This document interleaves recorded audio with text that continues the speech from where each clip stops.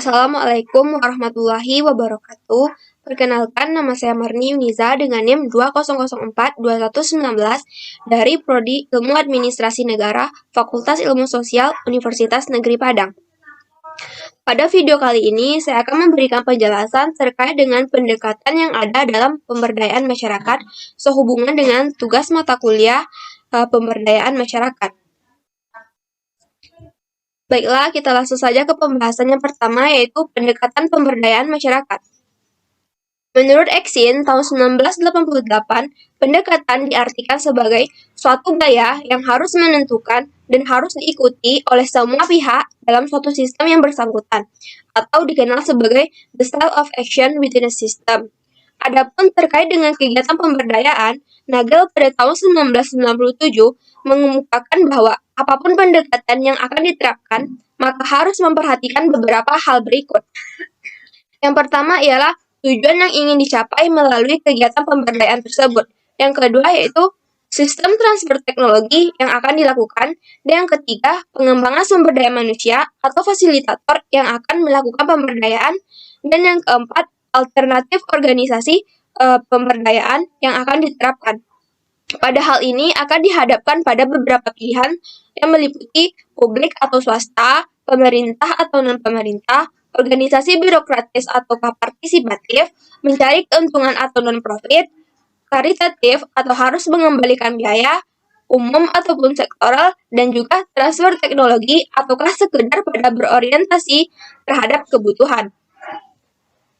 Lebih lanjut, Person et al. Pada tahun 1994 juga menyatakan bahwa proses pemberdayaan umumnya dilakukan secara kolektif. Namun, pada beberapa situasi dapat juga dilakukan secara individual.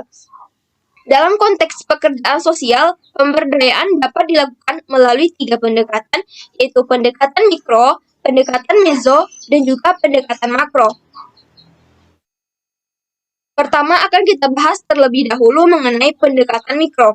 Pada pendekatan ini, pemberdayaan dilakukan terhadap klien sebagai penerima manfaat secara individu melalui bimbingan, counseling, stress management, dan juga krisis intervention. Adapun tujuan utamanya adalah untuk membimbing dan juga melatih klien sebagai penerima manfaat dan dalam menjalankan tugas-tugas kehidupannya. Model ini sering disebut sebagai pendekatan yang berpusat pada tugas. Yang kedua ialah pendekatan meso. Melalui pendekatan meso, pemberdayaan dilakukan terhadap sekelompok klien sebagai penerima manfaat. Pemberdayaan dilakukan dengan menggunakan kelompok sebagai media intervensi. Pendidikan dan pelatihan serta dinamika kelompok biasanya digunakan sebagai strategi dalam meningkatkan kesadaran, pengetahuan, keterampilan, dan juga sikap-sikap klien sebagai penerima manfaat agar memiliki suatu kemampuan dalam memecahkan permasalahan yang dihadapinya. Yang ketiga ialah pendekatan makro. Pendekatan ini disebut juga sebagai strategi sistem besar atau large system strategy karena penerima manfaat perubahan diarahkan kepada sistem lingkungan yang lebih luas. Perumusan kebijakan, perencanaan sosial, kampanye, aksi sosial, lobbying, pengorganisasian masyarakat, dan juga manajemen konflik adalah beberapa strategi dalam pendekatan ini. Pendekatan makro memandang klien sebagai orang yang memiliki kompetensi untuk memahami situasi-situasi mereka sendiri, dan juga untuk memilih serta menentukan strategi yang tepat untuk mengambil suatu tindakan. Tak hanya itu, pada sisi lain, pendekatan pemberdayaan dapat juga diformulasikan dengan mengacu kepada landasan filosofi dan juga prinsip-prinsip pemberdayaan, yaitu diantaranya pertama pendekatan partisipatif, yaitu menempatkan masyarakat sebagai titik pusat pelaksanaan pemberdayaan, yang mencakupi pemberdayaan yang bertujuan untuk pemecahan masalah masyarakat, menawarkan metode, teknik, dan juga teknologi pemberdayaan yang berbasis pada pilihan masyarakat. Dan yang terakhir yaitu ukuran keberhasilan pemberdayaan diukur berdasarkan ukuran masyarakat sebagai penerima manfaat. Yang kedua ialah pendekatan kesejahteraan. Berarti bahwa apapun kegiatan yang akan dilakukan, dari manapun sumber daya dan teknologi yang akan digunakan, serta siapapun yang akan dilibatkan, pemberdayaan tersebut harus tetap memberikan manfaat terhadap perbaikan mutu hidup dan juga kesejahteraan masyarakat sebagai pihak yang menerima manfaat. Yang ketiga yaitu pendekatan pembangunan berkelanjutan. Kegiatan pemberdayaan masyarakat harus terjamin keberlanjutannya, sehingga tidak boleh menciptakan adanya suatu ketergantungan, melainkan harus mampu menyiapkan masyarakat untuk mandiri dan melanjutkan pemberdayaan sebagai proses pembangunan yang berkelanjutan.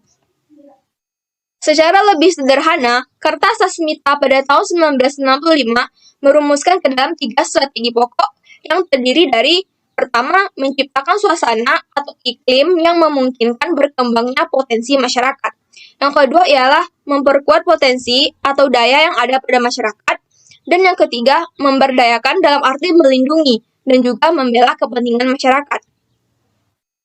Berdasarkan 3 strategi pendekatan sebelumnya, dapat dikemukakan bahwa pendekatan utama dalam konsep pemberdayaan adalah masyarakat tidak boleh dijadikan sebagai objek dari berbagai proyek pembangunan, melainkan masyarakat tersebut harus menjadi subjek dari upaya pembangunan tersebut. Berdasarkan konsep ini, maka pemberdayaan masyarakat harus mengikuti pendekatan sebagai berikut.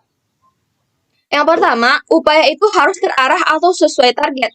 Dalam artian, upaya tersebut langsung ditujukan kepada orang yang memerlukan, dengan program yang dirancang untuk mengatasi masalahnya sesuai dengan kebutuhan.